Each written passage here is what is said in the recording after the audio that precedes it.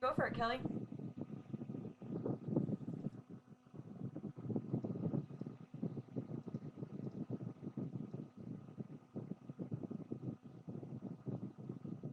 All right. So I guess we'll get started. So, good afternoon to everyone who's joining us on this Wednesday afternoon. And thank you so much for taking the time to partake in this session as we talk to two amazing Vermont Student Assistance Corps or VSAC professionals about how to finance your college education, which is obviously a very important topic. And especially if you start exploring early on as you're thinking about your academic pathways and all the different options out there to financially support your education along the way. So I'm going to pass this off to our two presenters shortly, who we're very excited that you're joining us to hear about these really pertinent topics. But I just want to do a couple of logistical things first. So my name is Claire Goodwin. I work as a program planner in continuing and distance education. Welcome. And I will be monitoring the chat during the session tonight. So please feel free to post any questions in the chat box throughout the presentation, and we will make sure to give time at the end to answer those questions. And then also we might stop and answer some of your questions along the way as well. So pop those in whenever you feel free. We're also recording this session, and we're going to send it out in an email after with the recording to all of you who have registered. And if you're not sure if you've registered and would like the recording, you can email us at learn@uvm.edu to make sure you're on the list, and I'll pop that email in the chat in a minute. But just a quick agenda for today to get started. So today, Amy and Chris are going to be talking about calculating college costs, so using net price and different calculators that you can find online, types of financial aids. This is grants, scholarships, work study loans, and others. How and when to apply for financial aid, and then also reducing costs and really maximizing that aid money that you do receive, and then ways to pay for those grants, scholarships, loans, and financial aid. And then also they're going to share about resources that are available to you as you traverse the financial path toward college.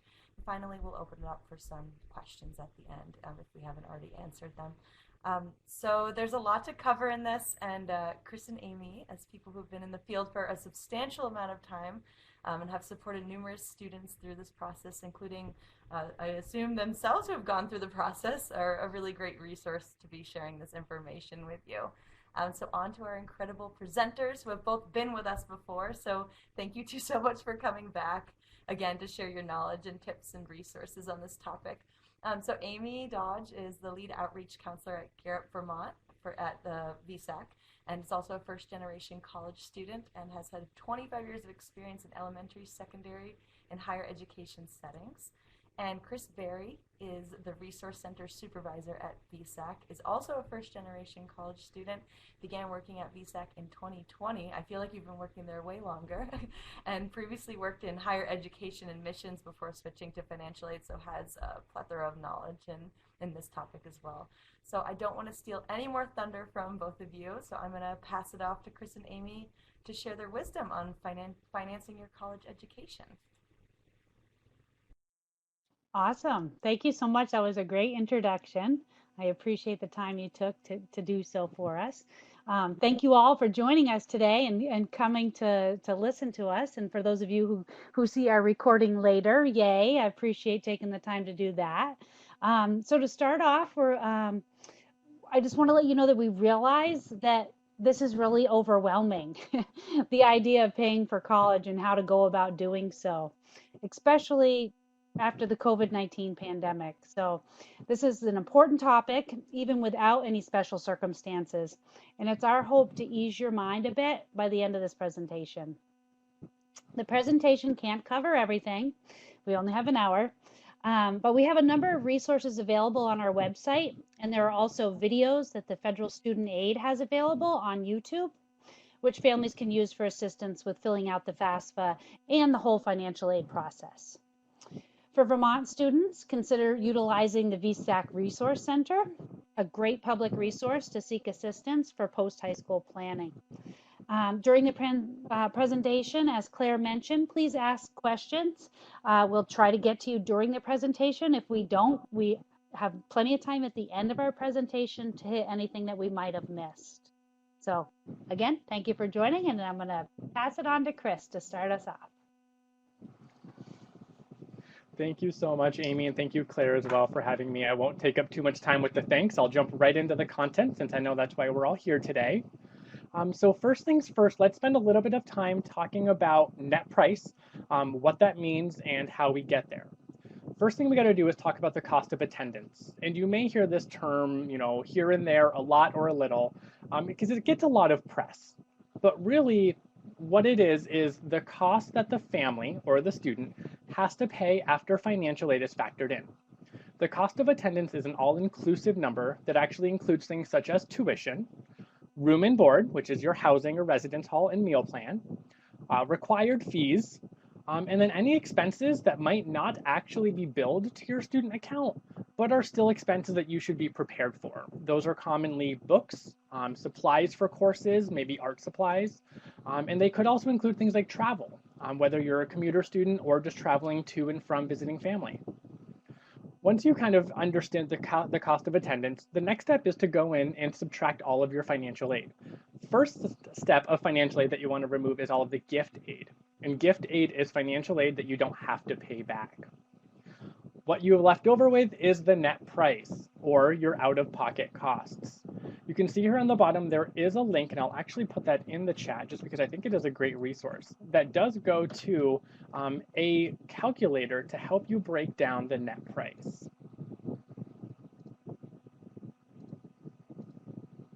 All right. So now I'm going to talk about those calculators. There are several different options. You're going to have these links after. You'll get to see this presentation again. As Claire said, you'll get an email so you can look these links up.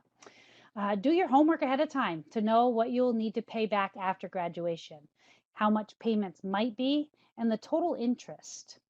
Calculators can be used to compare loans and to understand costs. So these calculators can be really helpful for you to forecast what things are going to look like for you later. They'll let you know, like, what is your borrowing ability, or rather, what can I borrow?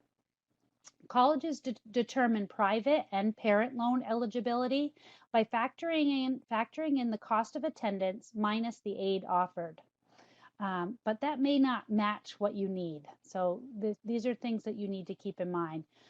And you don't have to borrow the full amount the college will certify. So if the college says you can borrow this much, that does not mean that you have to borrow that much.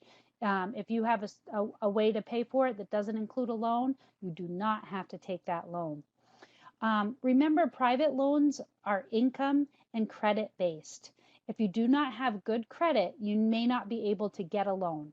This is a really great topic to talk to your parents about early. Many high school students don't understand what credit is. Having that conversation with your parents can be really helpful ahead of time. So it's not your last semester in your senior year and you're like, oh yeah, mom can borrow, but you really haven't had that conversation yet. If borrowing, like you have this conversation, and if borrowing loans isn't a possibility or may cause additional undue strain, consider having at least one college on your list which seems like a financial fit, your new safety school.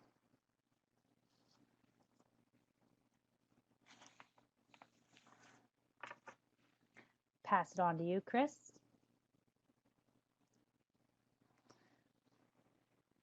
Oh, I can't hear you. Might be muted. I knew that was going to happen at least once today. So first, let's spend a little bit of time, I think, talking about the different types of financial aid. We've mentioned grants or loans or scholarships, but what really are those? First on the ring are grants, and these are number one because these are great to consider first. Grants are free money. They're usually based on a student's financial need, but because they're free money, they don't need to be repaid, and that's why they're great to consider first. Second are scholarships. They're not any worse than grants. However, scholarships, similar to grants in the sense that they're free money, those are usually based on grades, maybe a student's talent or ability, and that might come from submitting something like a portfolio, audition tapes, maybe athletic performances, or even things like community service. Scholarships might be awarded by a college as a part of their admission process. Those are sometimes referred to as merit scholarships. But there's so many other different types of scholarships out there that students can apply for.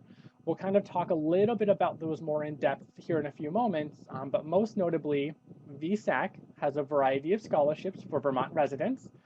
And then there's just your local community, working with your high school, maybe your library. They've got resources for maybe Lions clubs or Rotary or Elks clubs. Really just going out and asking what's out there for scholarships. Next is work study. A lot of people actually don't realize that this is a type of financial aid because of the term work, but it is just that. A work study award is where the college says that if you're able to secure a work study job on campus, we will guarantee that we will have funds to pay you part-time work while you're working on campus. Just like a part-time job, the money that you earn from a work study job are actually sent directly to you, unless you then opt to work with your school to have those funds allocated to your student account. Otherwise, you're going to receive a paycheck just like you might at any other off-campus part-time job. And you can put those towards your living expenses, maybe travel, or use that to buy your books as well. I just want to specify as well that having a work study award on your financial aid package doesn't necessarily guarantee that you will secure a job on campus or be able to earn all of those earnings. Students do have to go through any necessary processes on their campus to apply for an interview for work study jobs, and then of course work the hours to be paid. And last but not least is loans. And that's just like what they sound like. They're borrowed money that help you then pay for education costs. It's really important because loans will vary in general. The interest rates, the repayment terms, depending on who you're borrowing from, if it's a parent loan or a student loan. We'll dive into that shortly. Just all little things to keep in mind.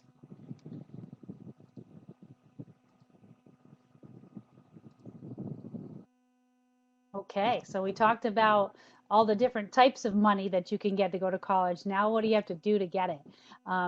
The financial applications that you have to submit. So there's quite a few applications. It's a process. There is the big application, the free application for student aid. It's called FAFSA is the abbreviation for that. There's the state grant application in Vermont. VSAC hosts the Vermont grant application. Then there's college financial aid forms. Some colleges have their own specific financial aid forms, and some colleges would want you to fill out the CSS profile, which is a more in-depth, sort of like a FAFSA on steroids. It's very in-depth and very specific about what your earnings and such. There's scholarship applications and there's loan applications. So the paperwork that goes with finding that money to go to college. Here's a few notes about that. Remember that even though you may have determined, we've done the net price calculator for your college and you have that estimate in mind, to be eligible for financial aid, a student must apply for all these different sources. And that'll determine what your status will be. So you have to apply in order to get them. It just doesn't just happen for you. These applications serve as a starting point for colleges and agencies to identify your ability to pay. There are, like I said, there are several applications you'll need to complete, and these are a sample of them listed above. Forms are required to be eligible for grants, some scholarships, and loans. Important to know that every college may need something different. It's a student's responsibility to know what they want, when they want it, and where they want it.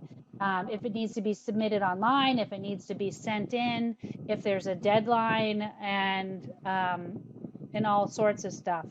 So all families should have a conversation about who is responsible for finding out deadlines. If it's the student, they need to be aware of that. They need to be on top of that. If a parent wants to help out, it's good to acknowledge that ahead of time. You need to keep track of all these deadlines, filing the applications, and responding to all the different requests from different colleges. Chris, I hear quite a bit of static. I don't know if everybody else does. How about now? Hearing static. That's better. Yeah, I hear a little bit of That static. may have been my fault, sorry. Thank you, Chris. All That's right, okay. so now let's move on. Amy spent some time talking about the different applications that are out there. The one that I really want to dive into now is the FAFSA. And the reason for that is because in order to fill out the FAFSA, you and your parent likely will first have to create what's called an FSA ID, or Federal Student Aid ID. Basically, the FSA ID is your electronic signature that confirms that the information is from you and is accurate to the best of your knowledge.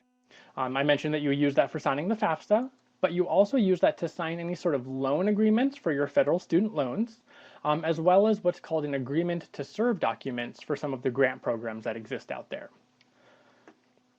This is something, creating the FSA ID, that you and your parents can do now, if you haven't already done so, to be ready to file the FAFSA during your senior year of school. It's just noteworthy that if you are going to create the FSA ID ahead of time, because the username and password are very important, you'll just want to remember to write them down.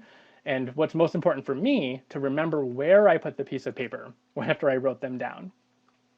One key piece about the FSA ID that I do want to specify is if your parent already created one, maybe you have an older sibling that has already gone to school, or if your parent maybe is in school right now, they don't need to create a new FSA ID. Each identification login, or each FSA ID, is unique to each individual person, so they're just going to use whatever they've created in the past for your FAFSA. The last thing I just want to mention is to use your non-school email addresses. I know a lot of high schools out there might vary. Some will allow you to retain access to your email forever. Some might end them as soon as you graduate. For those reasons, just to make sure that you never have issues accessing your email, maybe you need to reset your FSA ID password, it's really worth creating a personal, professional email address that you can use that is separate from any sort of school emails.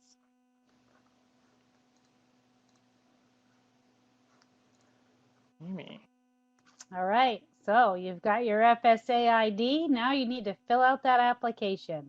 So what we're talking about, the free application for federal student aid, that's the first F in the abbreviation here, and that's important to remember because there are sites out there that are not, they ask for a fee. If you find a site that asks for a fee, do not apply, because there is, to file for federal aid, it is free. So that website is www.fafsa.ed.gov. If someone wanted to pop that in the chat, that would be awesome. But yeah, filing your application for federal student aid is free. It is required. It's the main financial aid form that will gather both your parents and the student financial information.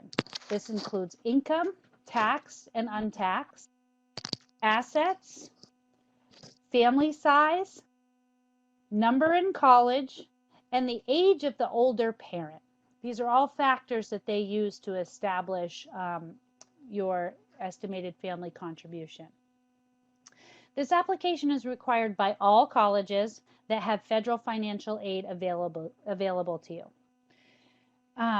Another good point to remind you about, these applications, when you go to the FAFSA site, are for 2 academic years that will be available when you first sign on. So when you go on, you want to make sure you pick the right academic year. It can be kind of confusing when you see those 2 different years pop up. So this year's junior class, that will be freshmen in the fall, will be choosing the application for 2022 and the 2023 academic year. So you want to make sure so you don't have to fill it out twice. Make sure you fill out the year that you will be attending college. Deadlines, check your deadlines. They vary from college to college. Again, it's very important to determine when each deadline is for each college you'll be applying to. And when you do that, pick the earliest deadline and try to, for whatever college has the earliest deadline, pick that and get it all done by their deadline.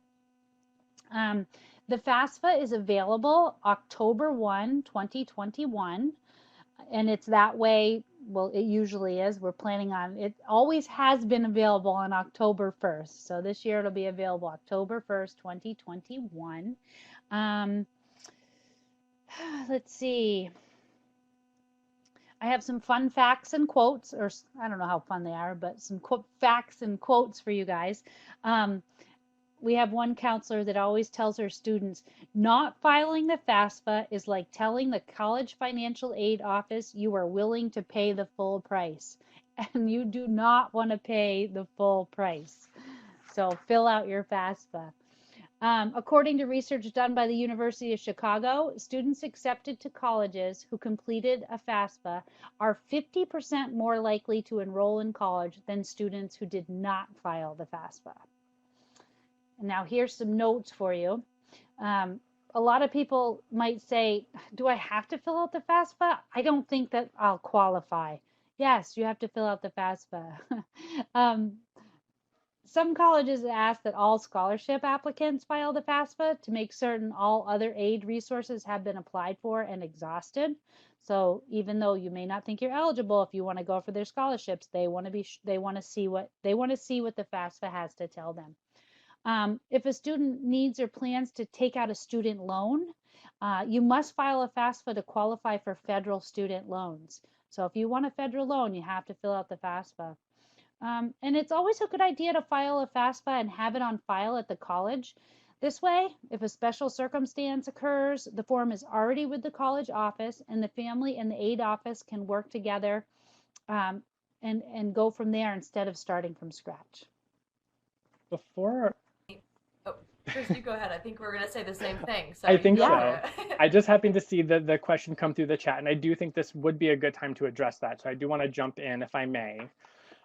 The question, I'll read it, is if the parents are divorced and the child lives primarily with one parent that claims that student on their taxes, do you need to submit the other parent's financials? And that is a really, really good question, because we're kind of talking really high level here about what the FAFSA is, how to fill it out, and when. And that is really kind of a really, really, really important question. Without kind of getting into too many of the weeds, I will answer the question. The child is going to answer with whichever parent provides more than 50% of their support for that year. So if you live, so for example, if somebody lives with both parents, mom and dad are married, great, they're going to be on the FAFSA easy peasy. If mom and dad are divorced and maybe the student lives with dads provide more than 50% of the support, that student is only going to list their dad on the FAFSA, and their mom's information at that point, because mom and dad are divorced, aren't going to come into play for the FAFSA. When we start getting into things like the CSS profile and the Vermont state grant, those are going to be situations where the non-custodial parent, so the other parent that's not in the picture, where their financial information may come into play. Is there anything you want to add to that, Amy? Okay. Nope, I think you covered it nicely. I love great questions like that. All right, so now let's talk a little bit about the Vermont grant application. This is content that is more dedicated towards any Vermont residents. I don't know exactly everybody's residency that's on the presentation, but if you're not a Vermont resident, just feel free to kind of tune out for a moment. So the Vermont state grant application, it's a need-based grant. VSAC administers on behalf of the state of Vermont. In total, there's about $18 to $19 million available each year for Vermont students that's designated for this grant program by the Vermont legislature. You will also hear, the Vermont grant referred to as a few different things. VSAC grant, since we administer it, the Vermont incentive grant, which is its legal name, or the Vermont grant, which is just what we all love to call it since it's a little bit simpler. The application for this opens the same time as the FAFSA does on October 1st. And actually, once you've submitted the FAFSA, you will be prompted, if you're a Vermont resident, to then funnel the information from the FAFSA the rest of the way through to the Vermont grant application, to VSAC rather. Similar to the FAFSA, it is the student's responsibility to make sure the application is submitted and that any necessary information that's requested is submitted in order to verify grant amounts. Funding is limited, so it's important to apply early, to keep on top of your My VSAC account to make sure that everything is submitted in a timely manner and that there's nothing else that's needed in order to determine eligibility. Although it is possible for grant funds to run out, and they often do, I like to advise students, if you can get everything done early in the fall semester, you shouldn't have any issues. Last but not least, one of my favorite things to point out about the Vermont State Grant is it's what's called portable. And that just means that the Vermont State Grant doesn't need to be used only within the state of Vermont. You can actually take your Vermont grant anywhere in the United States where federal financial aid is accepted. And there's even a few schools across the border into Canada where you can use your Vermont State Grant as well. Now, one other little caveat that I like to mention is some of the Vermont schools here will try to estimate what they think your Vermont State Grant award might be. And while they may be, spot on or very accurate, it is still up to the student to make sure that they're working with VSAC, with their My VSAC account, whatever it may be, to submit all of the necessary information to make sure that that grant is going to be something that they're eligible for. Now, one thing that you might be asking yourself as well is, why do I have to file the Vermont grant application if I don't think I'll qualify? And much like the FAFSA, it's always worth applying. You never know what might happen, and there's no drawbacks to applying. You won't be penalized in any way. The application is pretty simple. Since a lot of the information comes over from the FAFSA, it's just a few minutes usually of time in order to finalize that application. Maybe you weren't eligible in the past, but some things have changed with your family's situation. Maybe you're eligible now. And the last thing I want to mention here, which we'll dive into a little bit here shortly, is an appeal. Say something changes with your financial aid situation and you need to reach out to ask for more financial aid. Maybe you submitted the application but weren't deemed eligible. Something changed. Now you're ready to appeal your financial aid. The process has already been started. The grant application's already on file. All you need to do is submit a letter to the grant department. Just as an example of how simple it can be if you just kind of spend a few minutes at the beginning getting everything lined up for yourself.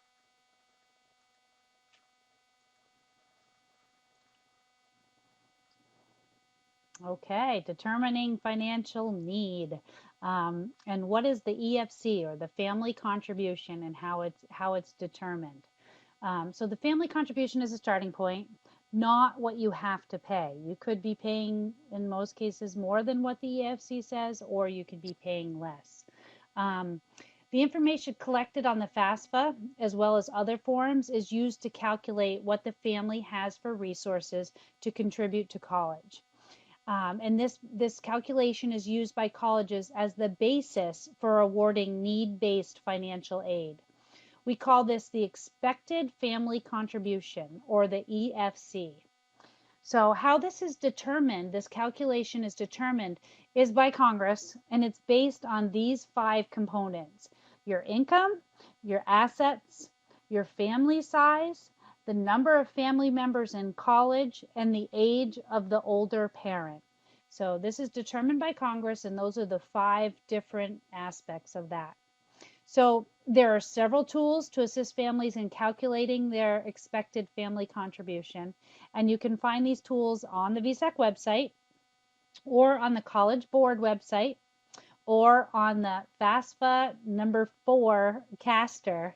And all of these are available on the studentaid.gov website. So, or the FAFSA forecaster is available on the studentaid.gov website. So we'll have all those available to you, all those different resources available to you on our VSAC resource link that we'll give you towards the end of our presentation today. And then as a reminder, the student's EFC could be used for other financial aid, such as scholarships.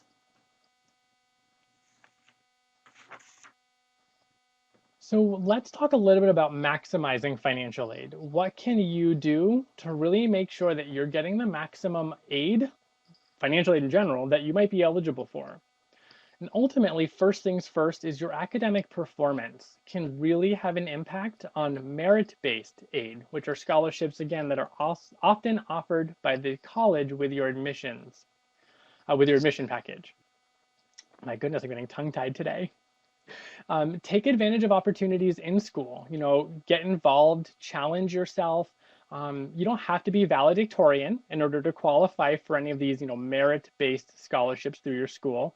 But just getting involved, putting yourself out there, branching yourself a little bit are really great ways, getting involved and putting yourself out there, putting a name for yourself so that when you're kind of being evaluated for scholarships, whether it's externally, something you're applying for through a library, or through the college you're applying for, they'll really get a sense of who you are.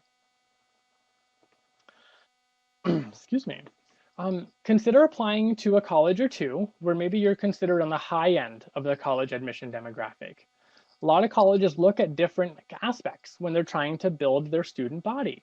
And maybe there's a school out there that that you've hit well over any sort of pinpoint that they might want students to have for admission at that institution. Apply for them with any reach schools that you're looking for.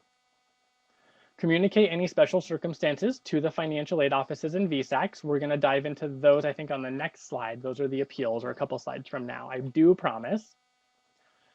Research scholarships. Going onto Google, you can just find as many scholarships as exist that are out there. You can even go to scholarships.org. College Board is a great website. capex.com are all great central pooling websites for scholarships. But don't just stop at Googling them and researching them. Apply for them. In many cases, you might be able to use the same or similar scholarship application materials, and those might be like an essay or a portfolio. You can use them for multiple scholarships, so you don't have to recreate the wheel every time you find a scholarship to apply for. And remember, for any Vermont residents, VSAC administers a number of scholarships each year that they can apply for using a single scholarship application called the Unified Scholarship Application, all done through the student's My VSAC account. Those scholarships are usually issued as far as the booklet of what's available in October with a deadline in February, and then you usually find out in late April of the following May which scholarships you are awarded.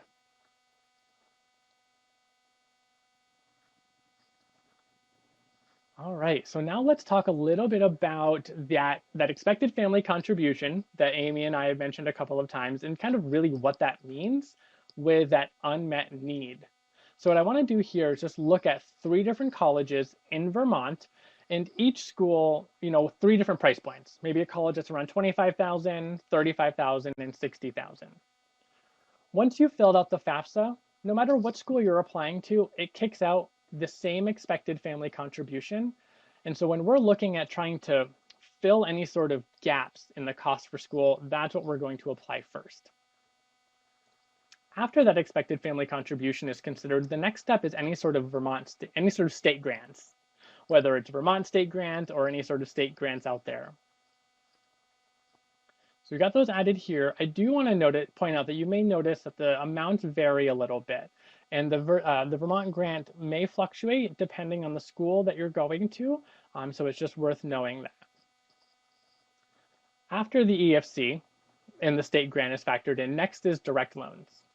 We're going to get into the specifics of these here in a few slides, but in general, the amount that you're eligible for federal loans is usually going to be pretty standard at all institutions, unless you get into some really, really low cost federal aid eligibility schools. And next is college aid. This is one of my favorite pieces to actually talk about, because when I was going through school, I had the incorrect notion in my mind that the most expensive school is going to have the most expensive price tag. But what I didn't understand at the time is that in general, or most often, the most expensive school may have the most financial aid to award. So just because you see a high price tag doesn't mean it's not worth applying to if you have any concerns about cost. It's still definitely worth doing. And once all of these are factored in, then we get into that remaining need, the gap. So this is kind of the part that the family really should expect to pay out of pocket. And you can see it really can vary depending on the cost of the school. So this is not to say that if you find a school out there that's $35,000 that it's going to cost you more than a $60,000 school. It's just really important to understand the differences. That cost of the school doesn't directly equate to what you might have to pay out of pocket.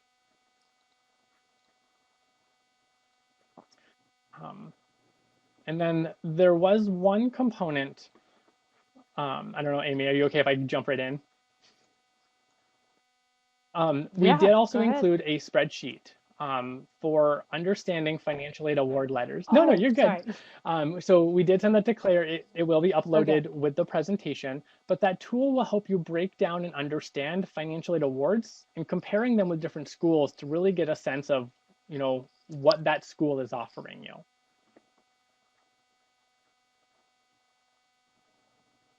All right. All right. So we talked about the family contribution, the expected family contribution. Now let's talk about ways to reduce costs.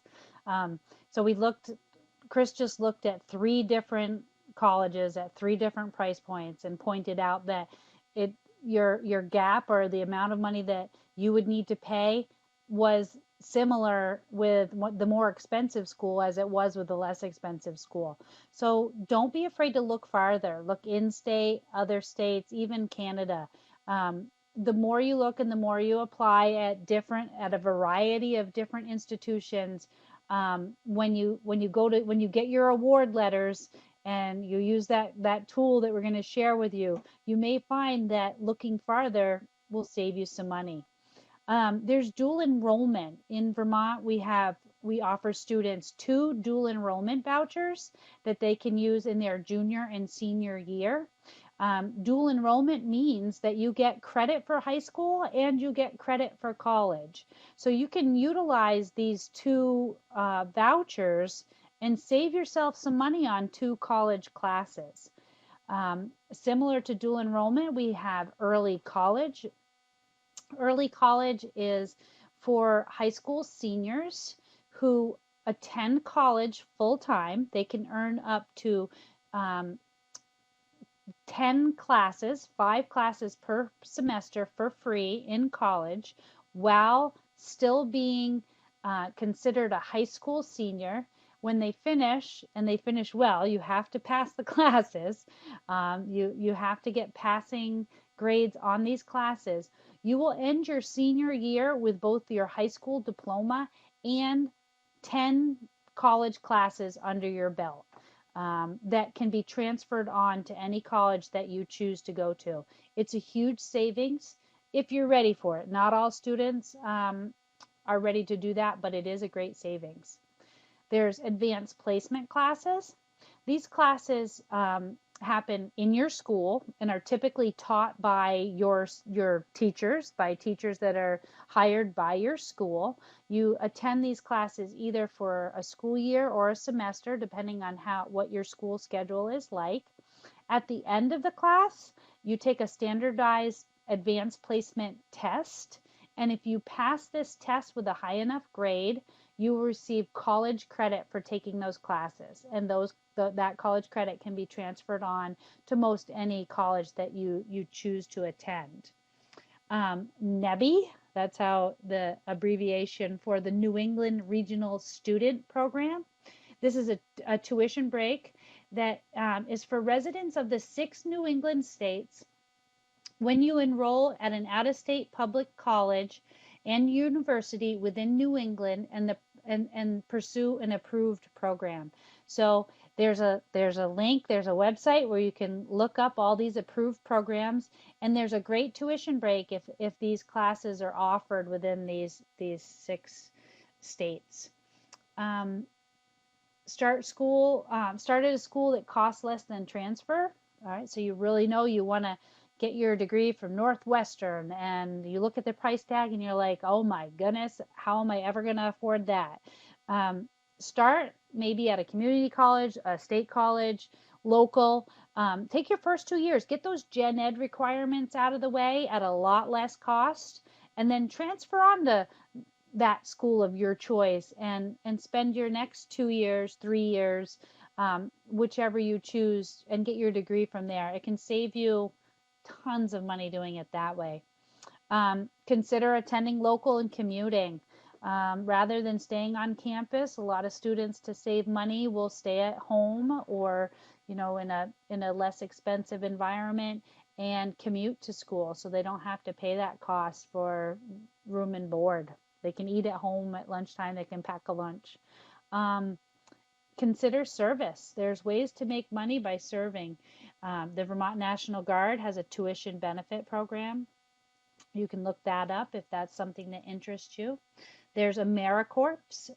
Not only is it a way to earn money towards college, but a lot of students use it as a gap experience, or so they take the experience, they serve, and they also earn money towards college.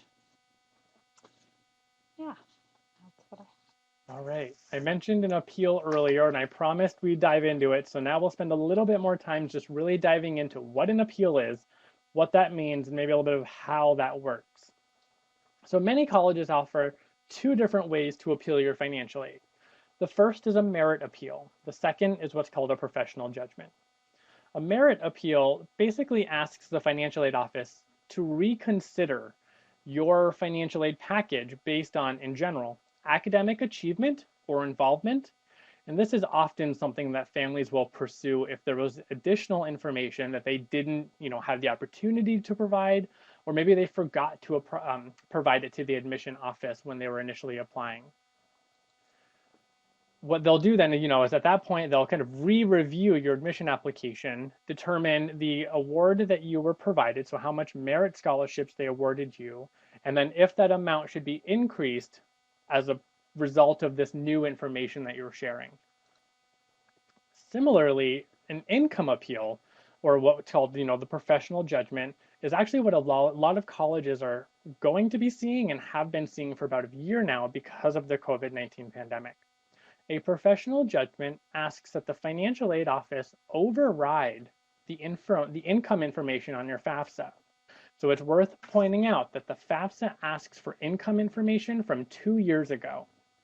Now, a lot of people in the current world, a lot of people may not have the same financial situation 2 years ago that they had now, and that could be because of the pandemic or just jobs changed.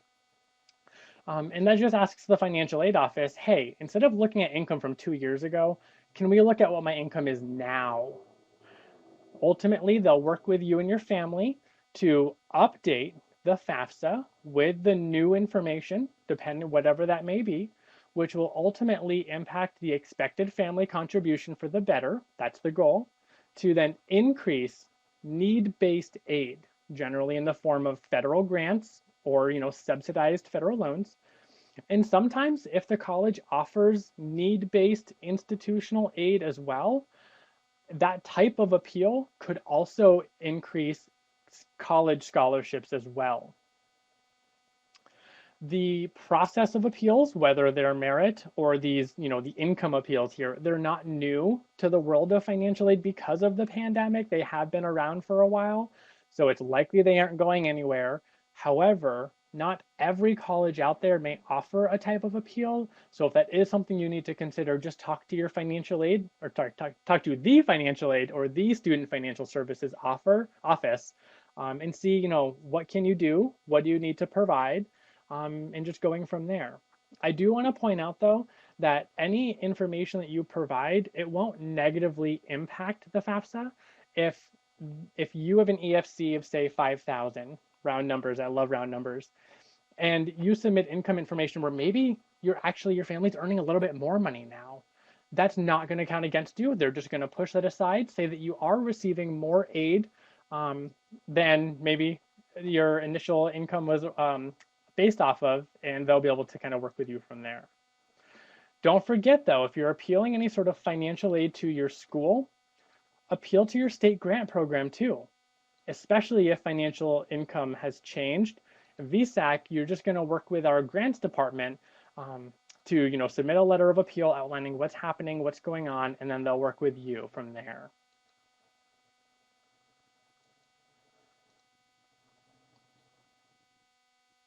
Okay, ways to pay. So there's three different ways to pay. You have past income, that's savings. That's money that you've saved in the past that you have put aside. There's the college savings plan.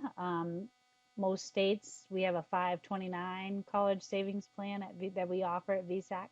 But that's past income, income that you earned before and you put aside for college for later. There's present income. Payment plans. You can set up a payment plan with your college so that throughout the semester you can pay certain amounts at certain times. There's tax credits and there's scholarships. So that's your present income. Then we have future income. This is where loans come in. This is income that you're going to earn in the future that's going to go towards college. Kind of like a buy now, pay later kind of thing. So go to college now and pay for it later with a loan. So there's parent plus loans, so parent loans. There's student loans through the federal and state governments. There's private loans, and there's other borrowing options. And it's important to remember, if a family doesn't have access to one of these resources, then they would need to rely more heavily on the others. For instance, if the family has no or limited access to past income or no savings, they will need to rely heavily on the payment plans, present money, scholarships, and their future income, these loans. If a family does have access to borrowing, then they might have to rely on a college, borrowing. So if not everyone's eligible to borrow. So if a family does not have access to borrowing money, they may need to rely on their current income and their savings and look at different options for schooling. Continuing the ways to pay conversation, Amy mentioned that loans are something. She talked about other types of loans, but we want to dive into federal loans for dependent students and for students in general. So for many students, colleges are going to award the federal student loans as a part of their financial aid award, as long as they've completed the FAFSA, and in many cases provided any sort of supplemental information that the college may be asking for. However, regardless of the institution or what the cost of that institution is, there are limits to the amount of federal loans that a student may borrow. What we're seeing here on the chart is that for first-year students, the standard amount of federal loans that they can be awarded caps out at $5,500. These may be split between two different types of loans, often subsidized or unsubsidized, but the total that you'll see will cap out at $5,500. For students that are going off into their sophomore year or their second year of school, their eligibility increases a little bit, but it caps out at $6,500. And then for juniors and seniors, they're eligible to borrow up to $7,500 each year. What you'll see here on the far right-hand column is cumulative borrowed. Each year that you borrow federal loans, you kind of get a total amount that you've borrowed, the cumulative amount, and you can see that it increases each of the 4 years as you've borrowed these loans. You do have the option, I do just want to step out here and just say, if you don't want to borrow federal loans, maybe you have another way to pay for them, you have every right to reject the federal loans and not borrow them. However, they are incredibly helpful for anybody that might need to use them to help close any sort of gaps for unmet need. In addition to caps per year, there is also an overall cap on the amount that an undergraduate student can borrow. Even though this right here shows us that after 4 consecutive years of only borrowing this amount, you've got $27,000 of loan debt. The cap for an undergraduate student, so a student who's pursuing up to a bachelor's degree, is $31,000. So maybe you had a semester where you need to take some extra courses after your senior year. You maybe need a 5th year or another semester. There might be some loan funds that could be helpful for you there, but you'll just want to kind of keep that in mind and communicate well with your student financial services office.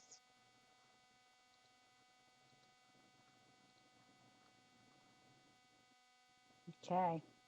Now I'll talk about the student loan options.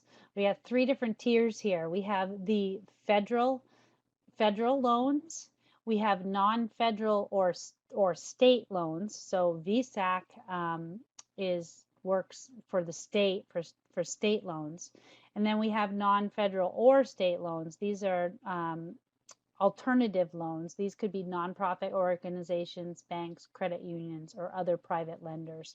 So three different sources to get these loans. This is for students. I'll give you just some specifics on this. By completing the financial aid application, the FAFSA, most students will automatically be eligible for federal student loans for their first year of college. Federal direct loan will usually be part of a student's financial aid award. And this loan will be in the student's name. So this will not have anything to do with your parents. This is all going to be in the student's names. All students will be eligible for a certain amount of direct loans if you complete the FAFSA. So you have to complete the FAFSA. Here I go again.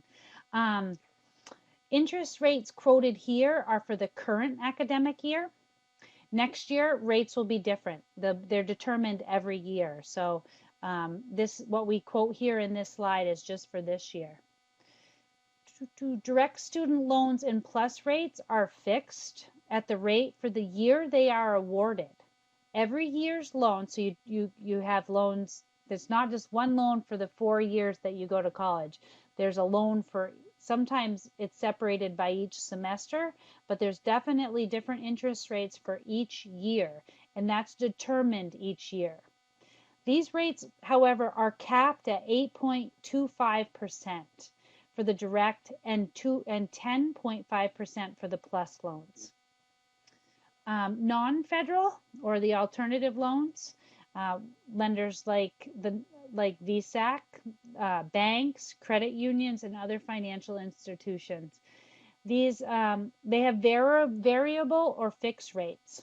VSAC's interest rates are fixed, so the loans sponsored by the state or by VSAC are fixed and are based on the repayment options you choose. So it depends on how fast you choose to repay them is how the rates are determined. For students, a cosigner is almost always required. So we're back to that conversation with your parents or those that support you.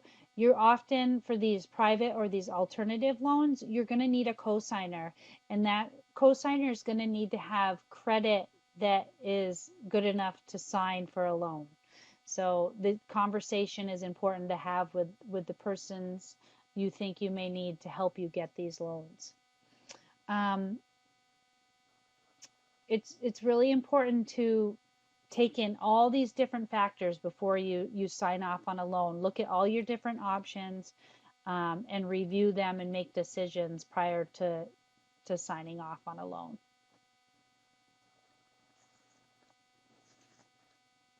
So Amy spent some time talking about student loan options. So I just want to review parent loan options.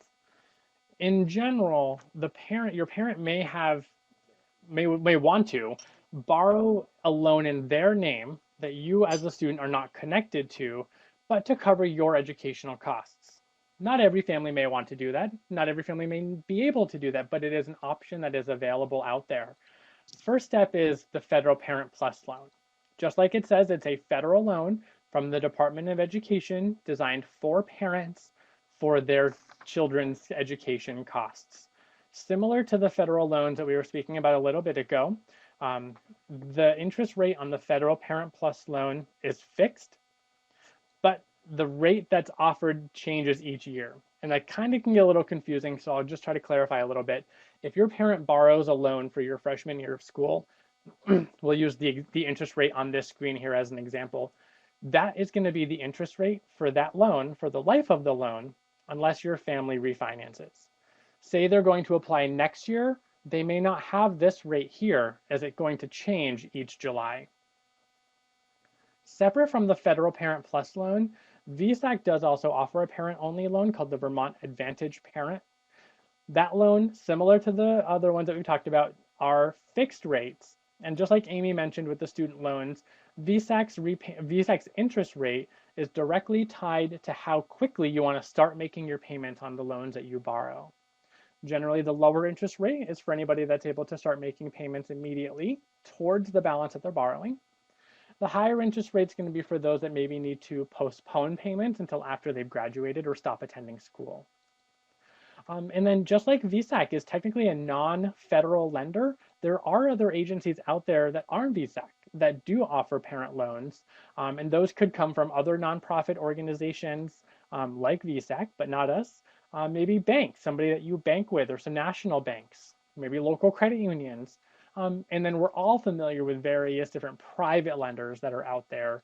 And colleges can also let you know maybe who they've worked with in the past. Claire, I see we're getting pretty close on time here. Do we have the ability to go over a little bit, or should we? We're actually a little bit over right now because it was 45 minutes. But if you want to finish up on this slide, and then if people want to ask you particular questions, they can email you as well. Okay, why don't we actually This is the last slide skip on? with content. Yeah, Okay, yeah, go for it. But budgeting and credit.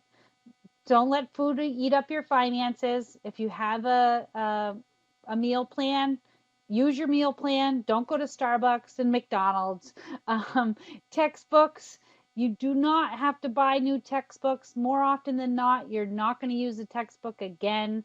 It's much cheaper to rent them or get used textbooks. Create a budget, follow it. We could go on all day about that, but create a budget. And credit is crucial. Not everybody is eligible for loans. You have to have good credit. Talk to your parents about if you're counting on them or someone else to help you co-sign or be a part of your life and pay for college, you need to have this conversation with them. Don't just expect that, yeah, mom and dad, they can get a loan. You need to talk to them. And I could go on further, but I thought we had an hour, so I apologize. We are out of time. So Chris, do you want to show off our resources? Yeah, I definitely want to include, I'm going to send a link that's a little bit different than what you're seeing here on the slide in the chat. But I know you've heard Amy and I talk about the various resources that are available on VSAC's website.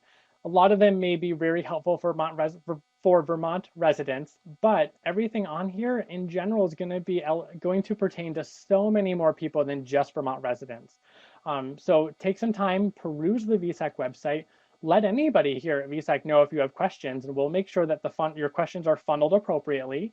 But of course, you can always reach out to Amy or myself with any specific questions, and we're happy to help. And I think Asa has another question coming in, so we can wait and answer that. Oh, you just said thank you. Yeah. Yeah. And I just want to third actually, that VSAC has incredible resources, including other live webinars that they do throughout the year. So definitely keep your eyes on that. Really peruse the website. It's a really incredible website.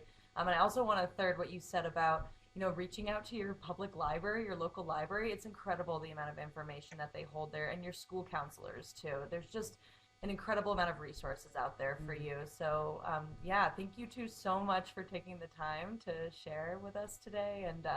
And I'll definitely send out the PowerPoint and also the chart that you were talking about to compare different financial aid options. So thank you two so much, and everyone have a lovely night. Great. Thank you for having me. Thank you, Claire. Thank you for having us. Bye. Thank you for coming, everyone. Bye.